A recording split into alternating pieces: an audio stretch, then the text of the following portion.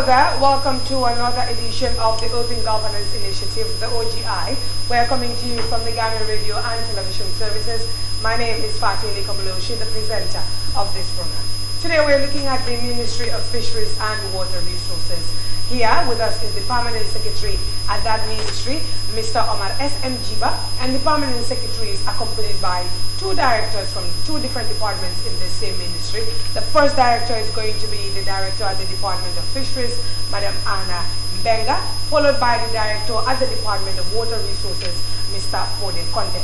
Altogether, they will help us expand the conversation right here on this program. We are also online as well. Don't forget to visit us on Facebook at GRTS TV, on Twitter at GRTS TV Official, as well as YouTube at GRTS TV.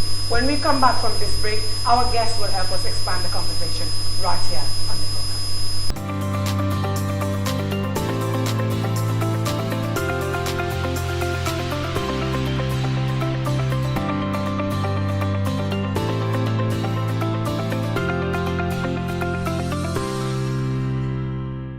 Welcome back to the OGI. My name is Fatili Kamuloshi. Like I said in the beginning today, our guest is from the Ministry of Fisheries and Water Resources, the Permanent Secretary himself, Mr. Omar S.M. Jiba. And the first director here accompanying the Permanent Secretary in this very opening of the program is the Director at the Department of Fisheries, Madam Anna Mbenga. P.S., it's great to have you on the OGI. You're welcome. Oh, thank you. It's a pleasure. And as well, Director, we welcome you. Thank you very much. Very well. P.S., I would like to start, of course, with this ministry is divided into departments, right? Exactly. The Department of Fisheries and the Department of Water Resources.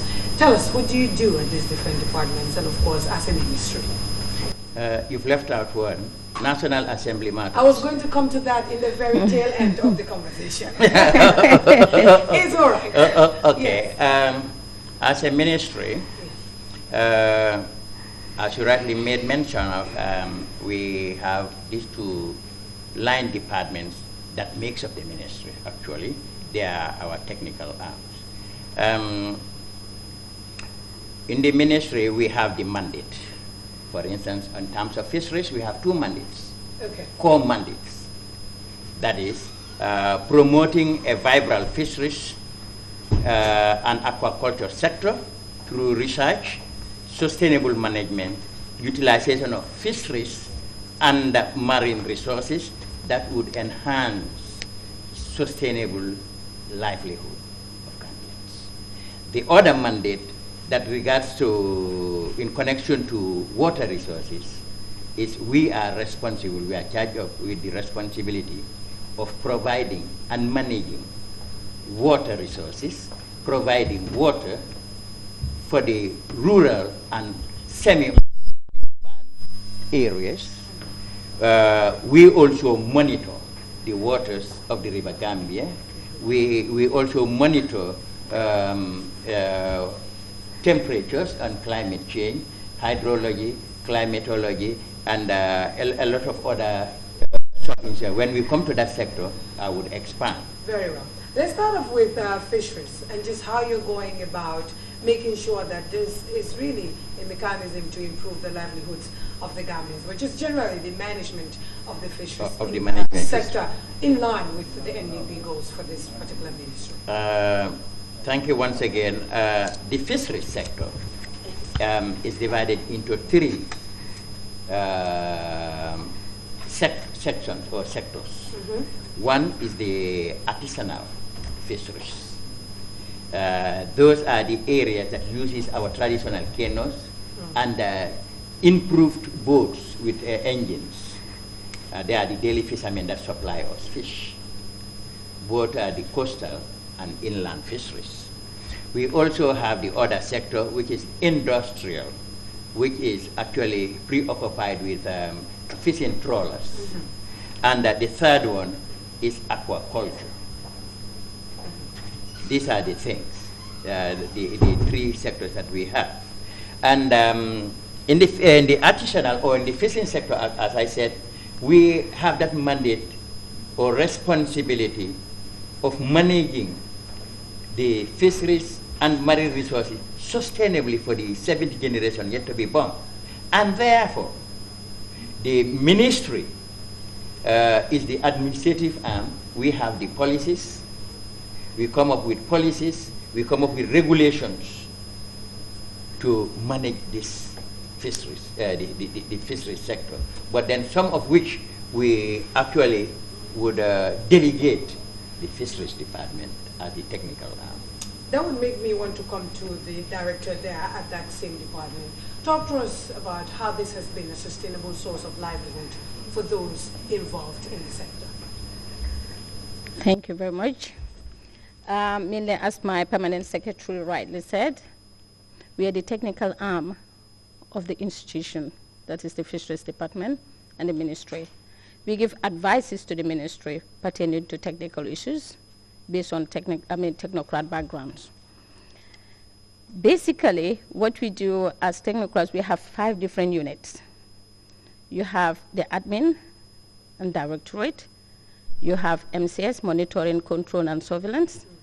You have a research and development unit. You have extension unit, and you have inspectorate unit. And all these units has its mandate depending on the resources geared to towards our policy objective. That is to make sure that there's sufficient food, fish food, protein for the nation. And secondly, employment generation. Would you say so far there has been sufficient availability of fish for the population? That's what we gear towards. That's what you're geared towards. We gear towards but that. At the moment, that is not what's happening. According to information that we've been receiving, but we are doing our level best to ensure that every household will get the sufficient fish protein needed. Yes, let me just come back to you, because the NDP is really keen on enhancing surveillance capacity of the fishing grounds. Has there been effective surveillance of our waters and the surroundings? Now, yes. Previously, no.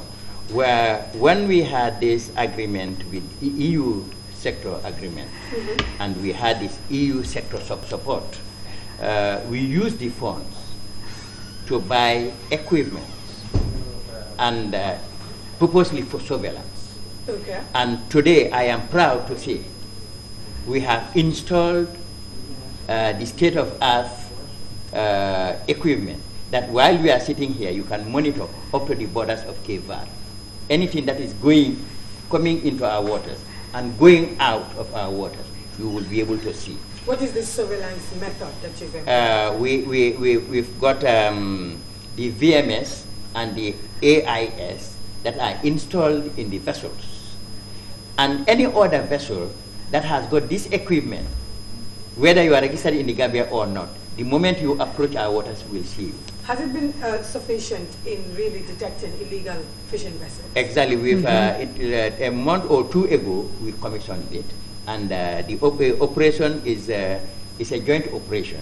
The Navy and the members of the monitoring, control, and surveillance unit. So there, you don't need the Navy to go out to sea. You see everything on the screen. And you can click, zoom, and see the name of the vessel, the number of the vessel, and what it is doing, whether it is transiting or whether it is fishing. Director, this is not only a case of the Gambia. In many countries, when it comes to the fishing industry or the fishing sector, one major issue is illegal fishing as well. That's that right. will always rise. What happens to those people caught illegally fishing in our waters? How do you take this as a department? Normally what we do, we have, as he rightly said, the Navy that will conduct the pursuit, get hold of them, make a report, which he sends to the Department of Fisheries, and through that, we call on a committee discussion. That is dependent. We first write to the person who's been convicted of conducting IUU, illegal, unreported, and unregulated fishing. Based on that, he would be told of what he's being charged for. He will write back either he wants to go to court or wants an out-of-court order. And there's this committee. So we would sit together with about 7 different institutions who are part of the committee and then discuss matters, including our legal personnel, and look at the matters based on our Fisheries Act. That is the legislation says about when somebody's caught on IUU, what needs to be done. So by going to court or going out of court order, what do you mean by these two? Yeah, either, for example, if you're really caught conducting IUU, you will be taken to court, obviously.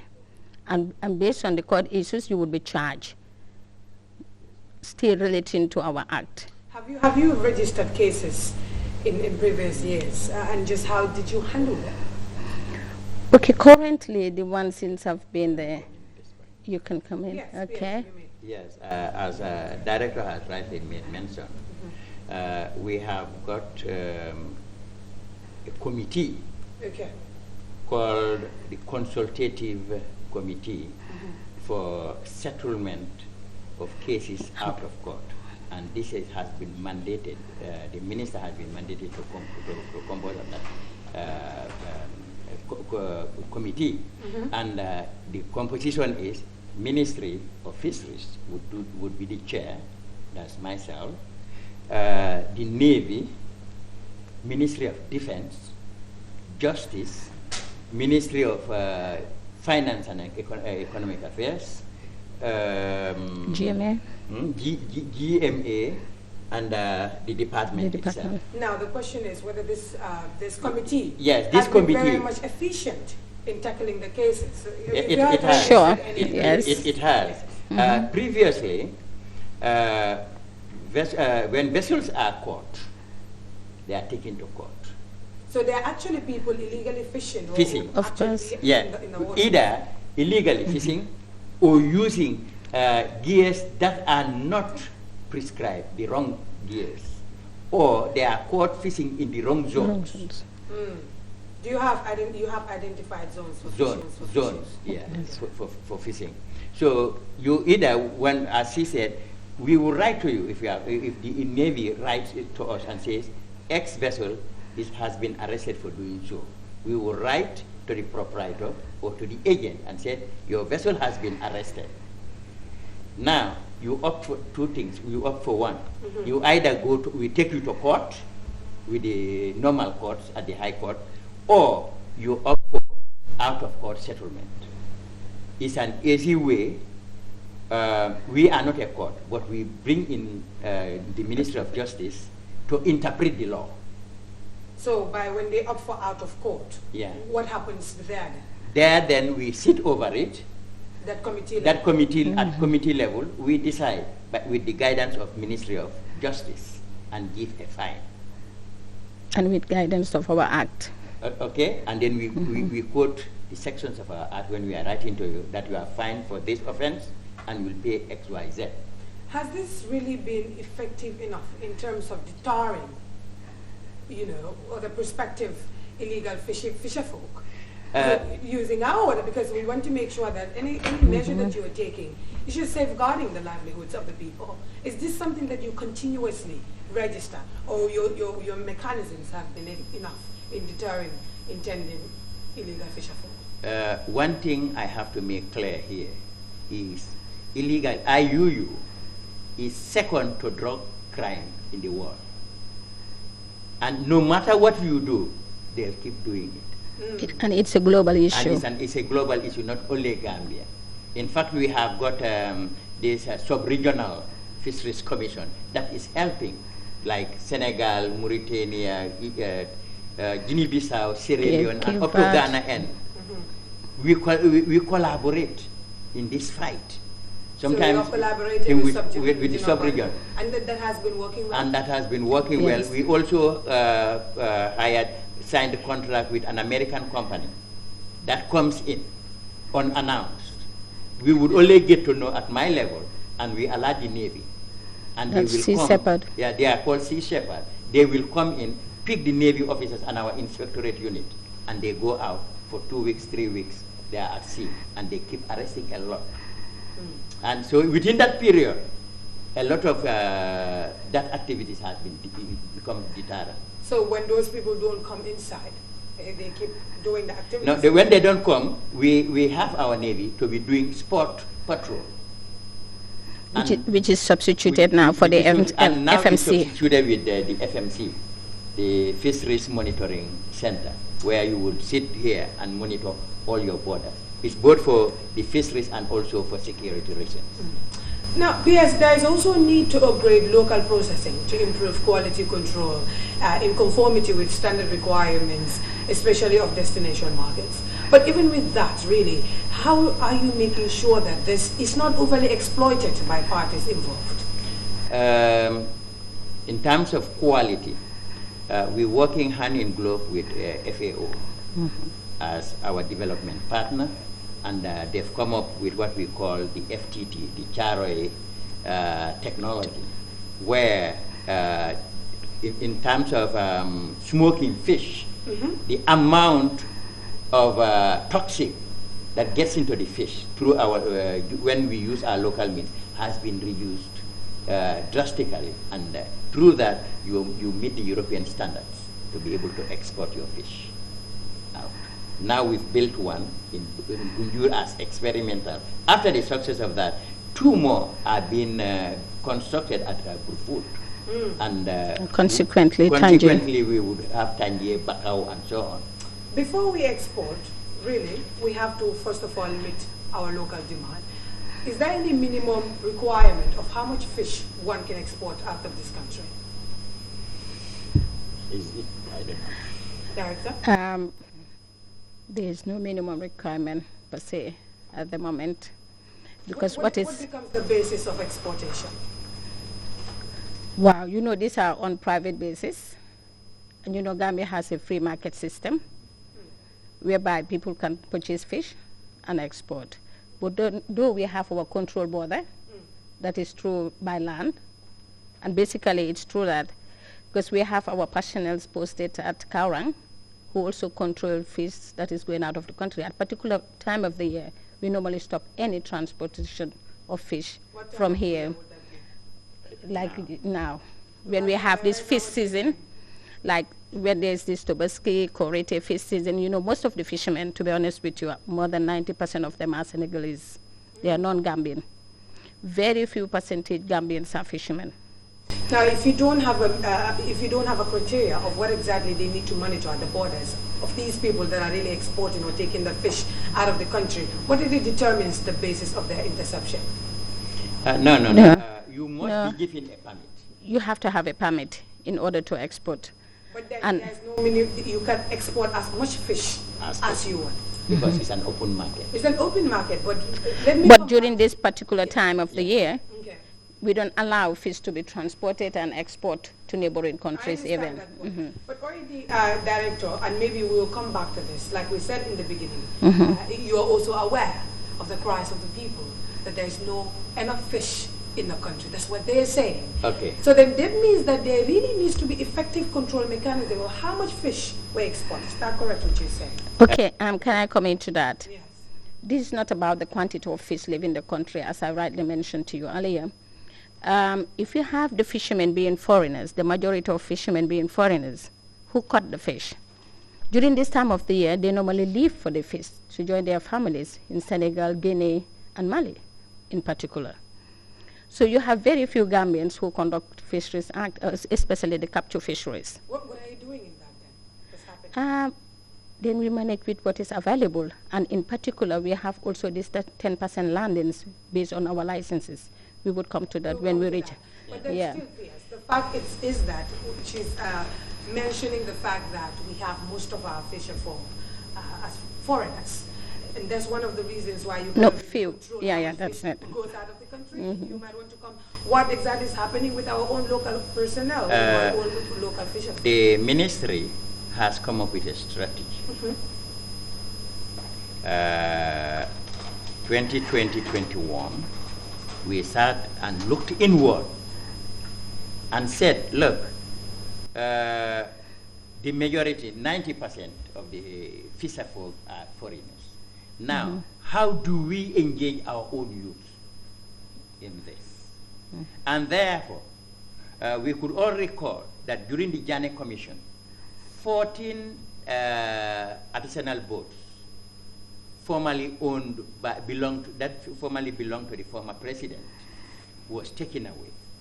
We wrote, requested that, and was given to us. We rehabilitated those boats.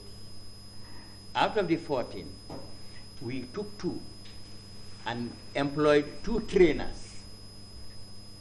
The others were given out to the communities so that they can involve themselves in the fishing. Even whereas these people are gone, our people will still continue. But is this enough? No. The idea of training is Gambians, we believe in one thing culturally. That is, me, Jiba, I'm not a fisherman.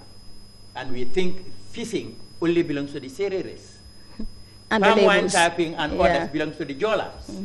Cattle rearing and so on belongs to the Fullers. Now we want to wipe out that from the people's heads. To change the mindset. To change the mindset. We bring in a group of people to be trained by an old fisherman and taught the methods of teaching so that they will fall in love with the occupation. Has that yielded any fruition? We've started it this year. This year? This year. The first batches are not yet, have not yet graduated. I know that this conversation has been going on since about last year. I remember the last time we went to, the permanent secretary was present there when they were issuing this, this fishing vessels across the Banjul, especially in fact. But then still, is this the same process that is ongoing? That is ongoing. Now, for how long will this take? Now, it's an old-rooted thing. We're trying bit by bit. It's not easy to change mindsets. It's a process. It's a process. Of recent, we did lobby, had a meeting with ECOWAS, and they filed in a team, a fact-finding mission. At the end of the mission, we concluded and we made a request tentatively for the provision of 100 artisanal boats and 1 trawler so that we can engage the Gambian youths. So what you're saying is that the Gambian youths themselves are not willing to come on board. Yes, because I could remember in the last regime, groups of people were given these boats to go up to Bakau, around the coast. Some of the boys sold the gears and the boats to Senegalese, and they went through the back way. And now we are trying to discourage that. Because we thought we would not be able to pick people from the streets and say, this is a motor car, this is the key, go and drive. You need to train those people. You need to motivate them so that they know actually what they are getting into. Have you motivated them enough, would you say? We are doing that right away. And then presently, the fish operators, we have got some money with the SDF for soft loans. You can take up to 1.5 million or up to 3 million. With the backing and the support of the ministry. Yeah, the backing. But how much are they aware of this, the availability of this soft loan? Has there been enough awareness on this as well? Exactly. We've always announced, we've always called them for a meeting, those stakeholders, those that are operators, and we inform them. So the argument is that you cannot really do much because our locals are not really the ones. The belief is there. Yeah, it's the belief, it's the mindset. And you know, the other thing is, when you talk of capture fisheries, and agriculture is completely different. You can pick a hoe, go to a land, and start cultivating and plant something. When it comes to fisheries, you have to learn the processes. It's a process. And going out to sea and being on land is 2 different issues. So this process is something that we are following, and it takes time because you have to convince them and you have to really show them on how to conduct the activity based on technical know-hows.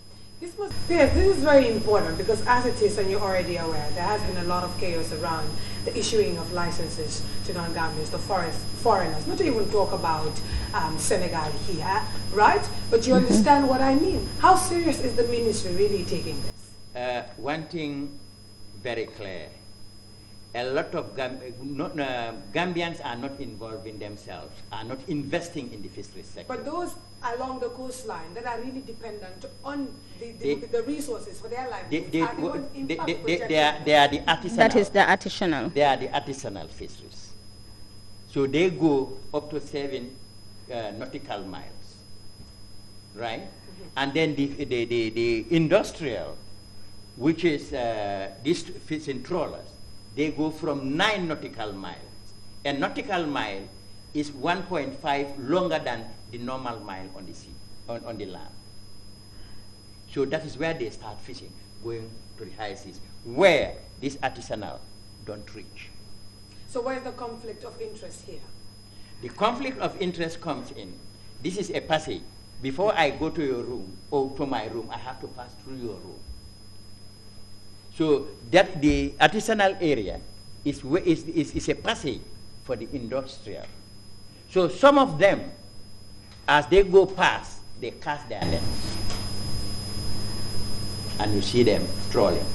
So you would not say that the industrial are actually overfishing in the waters? No, so I wouldn't say that, because like the 7-9 zone is, when we look basically at the amount of vessels there, we stop actually issuing the license. It's controlled. It is only high seas that are open. Then, but Director, what Pierce is saying here, in a nutshell, is basically implying that there's no scarcity if we're to go by the standards you've put. Scarcity in what term? In terms of the scarcity of fish in the waters, because already... Okay, the biomass you're talking about mainly, and that is not only for the Gambia, but the entire sub-regional fisheries. And that is the 7 member states of the Sub-Regional Fisheries Commission. They complain about the same thing. That is the demersal stock. But when it comes to the pelagic fisheries, that is abundant. That is the statistics we are having. And then you have to tell her what the pelagics are. They are shallow and others. We are talking to the ordinary Gambian. Exactly. Okay, so the pelagic species, the pelagic species, they are mainly these, Sardinella species, bonga, okay, koboyek, yaboyek, sizable fish, and even some of these, big fishes, they can also as well be pelagic. But the argument is like it's still expensive because it is the non-Gambians that are really tackling it, like you mentioned in the beginning. Exactly. So is the price is still not controlled in terms of how much fish can cost? No, the price of fish, it's not controlled in the term. The price of fish is controlled depending on the landings. Sometimes you have a glut. If you have a glut, that is a lot of landings, then the price goes down automatically. But if the landings are small, they are meager, then obviously the price goes because of demand and supply. Demand and supply. It lies on that. So there's no specific, and in the fishery sector, it's based on negotiation. There's no fixed price for fish species. But Director, before I let go of you, we'll soon go on a break, just tell us how you're working with the NEA and just land institutions to this effect. Okay, we have an MOU with NEA. We are all natural resource line institutions, not only limiting to NEA, parks and wildlife, etc. What we do, all these sites you just mentioned pertaining to like the private sector investment, anything that is need to be done, NEA would have to come in to conduct impact assessment, environmental impact assessment, and give us the go if it's convenient or if the environmental is conducive for any particular activity to be conducted before we even issue permits on any development area. Interesting. Yeah, and we also collaborate in other things. We conduct joint, like, for example, joint management issues in terms of what I just mentioned, conservation, the mangrove ecosystem, because NEA being the umbrella organization, institution per se, you have the mangrove, which is under the mandate of, forestry, which is a Northern Line, Natural Resource Institute we collaborate with. And at the same time, being the umbrella organization, Parks and Wildlife, because of their mandate for the wetlands, the mangrove is within the wetlands. NEA is the umbrella organization, and you have fisheries coming in because of our fish species that spawn within those areas and nurse their youngs and feeding grounds as well. Then you have the water resources, which is the water body in which they live in. So you see this networking and the overlapping policies. So obviously we collaborate hand in glove in our management procedures. Nice. And of course, your collaboration agreement with the GMA has also been very much effective. That's right. Would you say, Pierce? Yeah, yes. Yeah, it's very, very effective. Very well. With that, we just put a break to that, really. Director, it's been good having you. There is one thing I want to put across for the people to know. Yeah. 2017 to date, in terms of revenue, the ministry through the department have been able to generate 461,621,022,000.19 From what? 2017 to 2021 to date. From this department? Yeah. This is from fines of illegal fishing, lancings, and other. So and the 10% landing. It's really bringing much revenue for the ministry. Exactly. But then, are you really conscious of the impact that this could have to the livelihoods of the people? Yeah, this is why we are limiting it at a point in time. And let me proceed. In terms of employment, 2017 to date, the ministry and department have created 2,809 Gambian employees for youth. On that, we have 2,124 for deckhands. These are sailors that help on these trawlers. On the trawlers. And then 685 observers.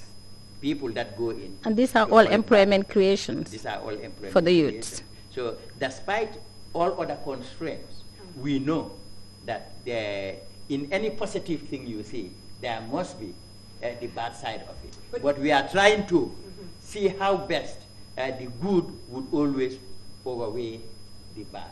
Your assurance here is very much important, Pierce, in terms of just making the people understand that there is still enough fish, because when you go to the shores, the local people tell you that, well, the fish is all gone. They've taken all the fish out of the water, and there's nothing left for us to fish. That is what they would say. You know, fishing is not like you go, get something and come. It's investment, and also it's trial and error. Fish is not stagnant as crop. Because the fish keep moving. Yeah. What we have is a joint stock. Is that your argument? It's a joint stock. The fish keep moving up to Mauritania. Director, you said no. What's your argument? Yeah, my argument is that let Gambians invest into the sector. Let Gambians invest into the sector. Let me tell you, the fishing trawlers, how many Gambians own trawlers here? Only one. Only one. Interesting. Yeah. So talking about this, we have to look back into the issues. Yeah, we have to look into these issues. Let's invest and venture into the fisheries. There's a lot of potential in the fishery sector. Very well then, the Director of the Department of Fisheries there, Madam Anna Mbenga. Well, it's been great having you talk to us on this very first segment of the show, where we were looking at the Fisheries Department. The Ministry, or the Permanent Secretary of the Ministry, still stays with us, as we'll be bringing in the Deputy Director at the Department of Water Resources right after this break. Stay with us.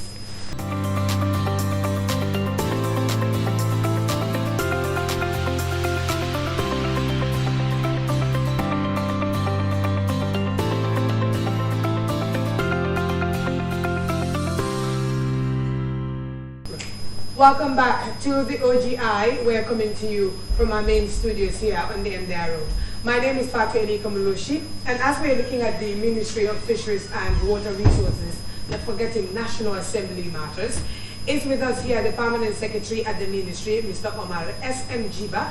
We've just had the Director at the Department of Fisheries there, Madam Anna Mbenga, and right now joining us in this second segment of the program is the Deputy Director at the Department of Water Resources, Mr. Fode Conte. Deputy Director, you're welcome to the program. Thank you very much. I mean, water is a very important aspect of life. Everybody knows. And just coming to water resources, access to water is key. I remember the last late last year, we went around the country with your minister, of course, was also part of this as well, and the director of your department, to just commission some of the boreholes that they installed. And I remember the late Mamdam Sir was also with us, and may he so continue to rest in peace. And just tell us what's been the latest in terms of the different projects you're undertaking, especially in the rural area. Thank you very much, Madam Fatou, for having us. Department of Water Resources, I would give you just brief introduction, has 5 divisions. Rural water supply, which is responsible for giving water supply to rural communities. You have hydrology, which is responsible for monitoring surface water, including River Gambia and its tributaries. You have data and communication unit, which is also responsible for sustainable management of our database. You have a meteorological division, which is responsible for giving weather forecasting and also meteorological information. You have what we call water quality, which is responsible to ensure that the water resources of the nation are safe for use as desired, thereby safeguarding both the public and environmental health. Currently, the department has 2 water projects. One is climate smart rural water supply, which is supposed to give water supply to almost 400,000 people. The project is ongoing. This will also increase the percentage in terms of access to potable water. JICA has also commenced and is supposed to give water supply to about 50,000 people.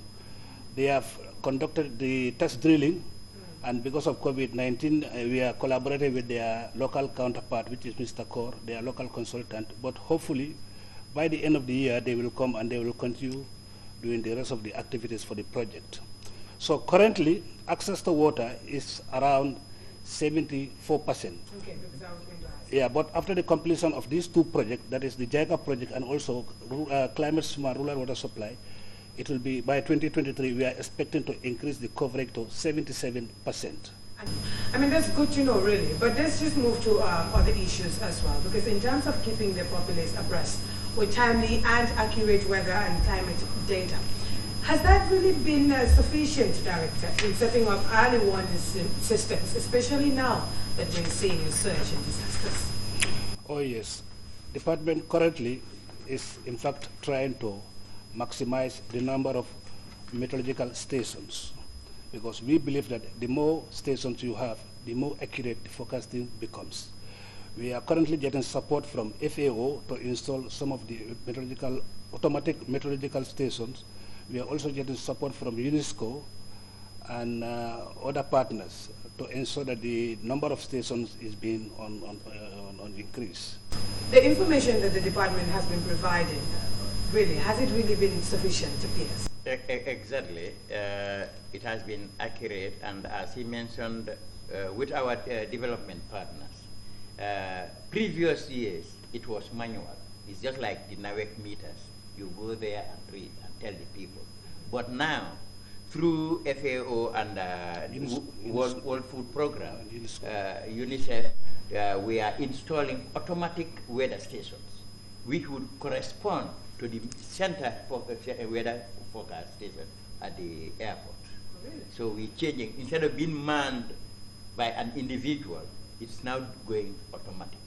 In the very short term, how do we expect that these facilities that you are looking forward to installing will really avert some of the unforeseen or disasters that obviously continue to destroy or affect livelihoods across the country? Yeah, that would actually, they give us information beyond the expected that man can at a point in time in terms of analysis. So they tell us into the month or into the order what is expected to happen, what would be the speed of the wind, what would be the temperatures, and so on. So when after it being analyzed, the weather forecast unit would be able to inform the people to get prepared. Because last year they gave warning. Mm-hmm. This year also we gave warning that it will be windy. People have to be very careful and be prepared for the worst. How useful has the ministries really, who are very much necessary in this endeavor, especially when it comes to environment and related disasters as well? Have they been really capitalizing on the information that you've been giving them? Of course, they have. In fact, they are very much interested, particularly institutions or ministries like agriculture. They are very, very much interested. And whenever the seasonal forecast is going to be conducted, these stakeholders are being invited because, you know, agriculture have extension workers so that the message can also be disseminated and then they can inform farmers to get prepared. As the PS rightly said, last year it was forecasted that the rainfall would be normal or above normal, and we all have witnessed what happened. And this year also the advice given was it will be either normal or below normal, and we are really witnessing what is happening. So people are getting more and more interest in our weather forecasting. Talk to us about your long-term humanitarian vision for water resources management and development. Yeah, thank you very much. In fact, for your information, the early warning support system phase 2 project got extension. Instead of, if the project should have finished or been completed this year, but we have extension up to next year. And the project definitely has done really well because, you know, the project has been engaging in capacity development of water resources, meteorological unit and even hydrological unit as well. So we believe that this year coming also with the extension we have from the donor partners, the capacity building program is going to be very useful. That's why you can see our forecasting is also always getting more and more accurate, although we use different models and the staff under that unit, the meteorological unit, are exposed to different models so that we can have accurate information for the public. Talking about capacity building, talk to us about your very urgent challenges that you're facing and what exactly has been done to mitigate some of these challenges and the effects it may have on the populace. Yeah, that is for the entire water resources, the capacity is still our challenge. And we will also like to collaborate more of the institutions. In terms of capacity, what do you mean? The expertise exactly, in what areas to be precise? I could say in all the sectors, because if you check through our discussion, we mentioned that, you know, capacity is always the same. Because you can see civil service, sometimes people retired with their experience, so you only have to engage in capacity building programs. It should be a process. So we have that challenge. The capacity is somehow low in some areas. So we'll definitely like to always have, you know, capacity building programs and get scholarships here and there. Yes, you've heard that. Yes, I've heard that. In terms of capacity, we believe that for an institution to grow, the human resource has to be trained to a certain level. And that training, as learning is a continuous process, training should be, in order for us to be able to effectively and efficiently implement whatever we have in store for the people. And this is why we are collaborating with people, with institutions in particular. And any time that we have a donor or a development partner, the first thing is how do we develop our capacities to the next level. And this is why this Climate Smart has actually provided funds to educate, to train people at tertiary and also at university level. Have they been really forthcoming? Yeah, they are. Of present, according to the figures that we have, a total number of 90 students have been trained with the support of this project at the university level, be it at master's, at bachelor's, at diploma level, across the strata, the tertiary. And we also collaborate with institutions like GRTS, where we've actually helped on the transmitter and of the broadcasting of equipment. And also the community radios, we provided them with equipment so that whatever we broadcast goes to the doorsteps of the population and they know exactly what we are doing. And that we would not rest until our goals are achieved. And even in that broadcasting, really, in improving the equipment and just the way the message has been sent and to how far it can reach the public, is that something that the ministry is also looking at improving? Exactly. In that terms, we at a point in time would request from the institution that we are collaborating, what are the needs, what are the challenges, and how do we improve that system to be able to achieve what it has been set out for. Yes, tell us before we go just how far you've gone as a ministry, of course, looking at water resources and as well as fisheries How far have you gone in implementing the NDP goals as per your area? We have gone a long way. It's looking at what we did, the achievements we've got from the Department of Water Resources as well as the Department of Fisheries. We've covered a very wide area. Yeah. We are above the 60, 70 mark. What's the measure for that? Because in terms of human resources, we've done. In terms of improving the units and their efficiency in service delivery, also has proved beyond reasonable doubt. Has that trickled down to just how it's impacting the end? Exactly. Would you say? Exactly, because for water, we are now into new boreholes. We are now into rehabilitations of systems. When you go to villages or settlements, you will find out that a certain capacity of water tank was given to a settlement. And now, for example, Kuntaya has grown so big that the water tank, the solar panel, and the pumping system cannot sustain. So we went in to rehabilitate and give them a bigger tank, a big capacity of solar system, as well as the pumping machine, so that villages like that have actually grown beyond what they were expected, their systems are being improved. Those that did not have are now being given, and we are now even encouraging the closer system of boreholes. You know, when you go to Sierra, where am I full of people? You see Samba Kado, Samba Demba, Sepate Demba, 2-3 compounds is a village, right? So we look at a radius of 5 kilometers. So we connect about 4 or 5 villages to one big borehole system, right? So that they get, rather than getting into a village and then having one borehole here, instead of 5 boreholes, we'll now have a bigger borehole. I mean, Director, have these boreholes, have they really been up to standard and really serving the purpose? Because usually sustainability becomes a problem at these different settlements. Yeah, actually that is true, because we believe sustainable development. So as he rightly said, sometimes we even upgrade some of the systems. So before our intervention, we make sure that the communities also contribute something for the sustenance of these facilities.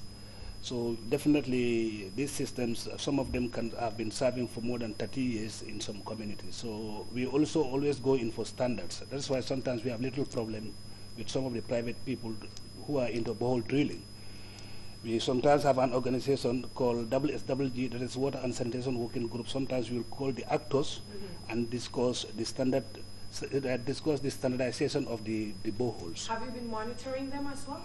Yeah, we have been monitoring them, and then we also give technical advice to some of the actors dealing with boreholes, so that there could be standards. And we have been even giving them technical advices, because before drilling a borehole, there are certain technical issues that should be put into consideration. How do we take the notion that you've really been monitoring the boreholes? No, for us, we always go to the field, and then even the people dealing with boreholes. One thing we also do for them is sometimes they come to us for duty waivers.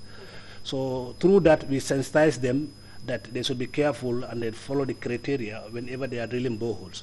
So through that approach, we sensitize them, and we also sometimes even allow somebody to go. And also through water quality monitoring also, we also observe whether the borehole is of standard or not. So there we give them advice, and sometimes we advise them to stop certain boreholes. In addition to what Deputy Director is saying, the Ministry has filed in a water bill.